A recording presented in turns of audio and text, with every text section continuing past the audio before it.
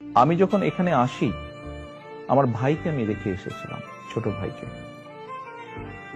আমি যখন এই দেশে আসি,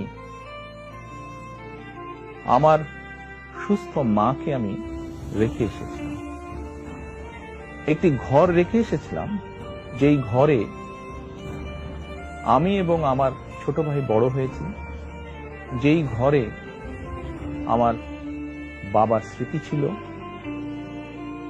যেই ঘরে আমাদের দুই ভাইয়ের সন্তানরা জন্মগ্রহণ করেছিল, যেই ঘরে আমার মায়ের বহু স্মৃতি ছিল, সেই স্মৃতিগুলোকে ভেঙে চুরে ধুলায় মিশিয়ে দেওয়া হয়েছে। যে ভাইকে আমি রেখে এসেছিলাম, সেই ভাই এখন আর নেই। যে সুস্থ মাকে রেখে এসেছিলাম, সেই সুস্থ মা এখন সুস্থ নেই।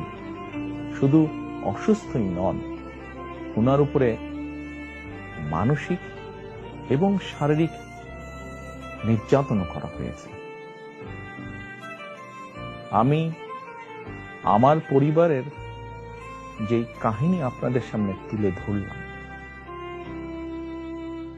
এটিকে আপনারা কাহিনী বলুন বা সংগ্রাম বলুন, যেটাই বলুন না কেন, এটি শুধু আমার কাহিনী না বা আমার পরিবারের কাহিনী না।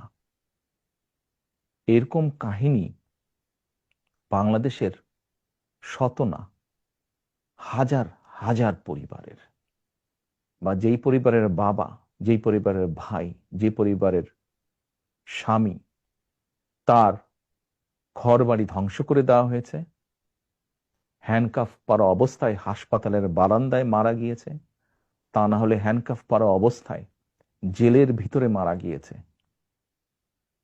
সহায় সম্পত্তি ধ্বংস করে দেওয়া হয়েছে। এই সকল অন্যায়, এই সকল হত্যা, এই সকল নির্যাতনের জন্য যারা দায়ী, যারা এসবের হুকুম দিয়েছে, তাদের প্রত্যেকের বিচার হতে হবে। এটি প্রতিশোধের কোনো বিষয় নয়, এটি ন্যায়ের কথা, এটি আইনের কথা।